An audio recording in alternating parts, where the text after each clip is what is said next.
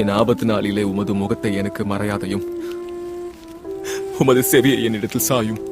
நான் கூப்பிடுகிற நாளிலே எனக்கு தீவிரமாய் உத்தரவு அருளி செய்யும். மாட்டீங்களா?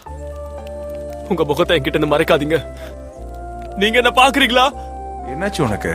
திலீப், ஆமா, நீ ஏன் படுத்துக்கிட்டு இருக்க? வந்து பாரு. ரவி, பக்கத்துல நிக்கிறது உனக்கு தெரிஞ்சவங்களா?